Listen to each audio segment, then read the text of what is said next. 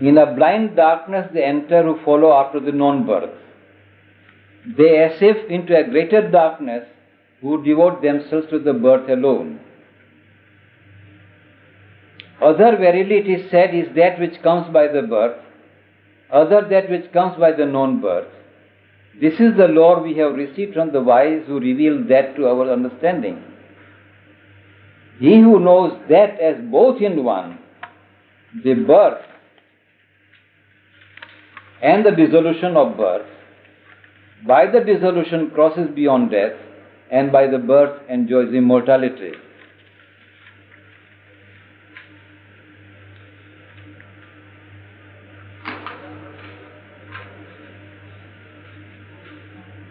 As I said, until the goal is reached, there is a law imposed upon us that we have got to be born, we have got to die, until we reach this kind of a realization.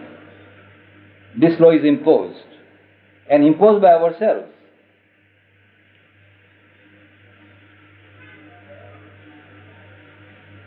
But since we are now in the state of ignorance, we have forgotten our contract with God, as it were. And we are only in the process of birth and death.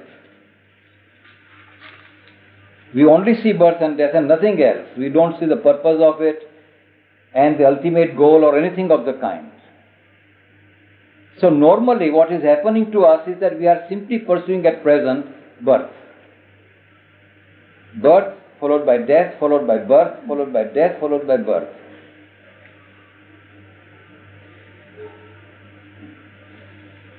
And if you want to come out of the birth-death series, you can go into immobility. You arrive at non-birth. That is possible. But then the integral aim is not achieved. So it is only when you pursue the birth-death process intelligently, why is it all this? And while in this birth, you discover that integrality, tad ejati, tad na ejati, that which moves, that which does not move, simultaneously. If you discover that, then you attain to non-birth, that is to say, even if you are born, you are free from birth. There is no necessity for you to take birth.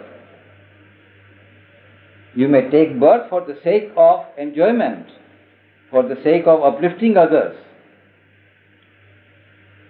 You are not necessitated to take birth again. You are free from that whole cycle. But even if you take birth, you are not bound by it. You do not have the limitations of birth and death.